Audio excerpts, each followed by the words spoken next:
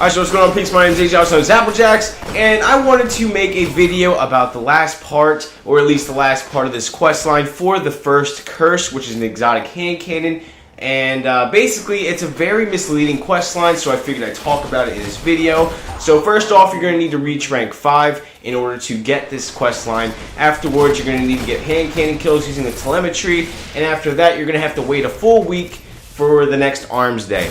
After the Arms Day arrives, you will notice you will have a random reward pop up on your screen saying, go to the gunsmith, he has something nice for you. And once you get to the tower, you will notice that you will not get anything nice, and instead you will get this hand cannon called the Imprecation, which actually looks a lot like the last word, which if you're paying attention to the lore of this quest line or the lore in general, you will notice that those two go hand in hand. And once you receive your hand cannon, you will notice it has a base attack of 200 and the power to infuse. It will also have a perk, and the only perk on it, which is triple tap. So at first when I saw that, I was like, really, they give us one perk and it just so happens to be a really bad perk. However, you will notice that this perk has way more relevance than is depicted. So basically, you're going to have to infuse this weapon to 260 attack. So just turn in blue engrams. What I did was I went to the kiosk and I bought an exotic, which only costed me 1 exotic shard and 2500 glimmer, which for some people may seem like a lot, but I felt like, hey,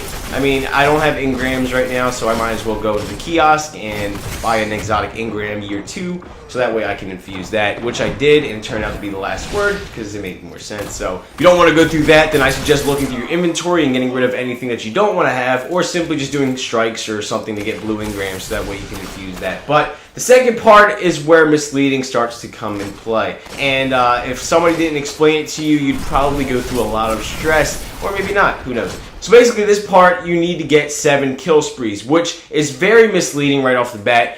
Basically, you only need to get 1 7 kill spree, and if you notice, this hand cannon only has 6 shots in the chambers, and that's how you're gonna get this part of the quest done. So what I suggest doing is starting up the Dark Beyond mission, and once you get to the We've Awoken the Hive part, you're basically gonna I couldn't take myself seriously when I said that. Anyway, you're going to want to start up this mission, and once you get to the part where you open up the door, you're basically going to shoot the thralls in the head, get 3 precision shots, so that way you get an extra shot, and once you kill the 7th thrall, you will complete this part of the bounty. That's it. Now, the last part of the quest requires you to go in a Crucible Precision Kill Spree in the Crucible, and this part is very misleading. So I personally thought that you needed to go on a 7 kill streak using this hand cannon with all precision shots, but it turns out that's not the case, and thank God, because every time I got to 3, for some reason I would die, and I'd just be sitting there like, oh my gosh, this is going to be hell. But it turns out it's really not that way. So all you have to do is get 7 precision kills in 1 match. That's it. You're done. So that's really a good thing, because this hand cannon, I'm not going to lie,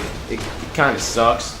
Sorry, but I mean, it's very annoying using this thing. So the fact that that's all you have to do is get 7 kills, precision kills in the Crucible in 1 match. It's not that hard. It is hard because this hand cannon is not up to par with every other hand cannon or any other weapon, really. I mean, it's okay, but it's not the best. Obviously, you can do a lot better. But yeah, it's one of those quest lines that it makes you work. However, it's definitely probably going to be worth it when the hand cannon arrives. Oh, and by that I mean you have to wait another week after you turn in this part of the quest line. So yeah, way to go, Bungie. Way to go.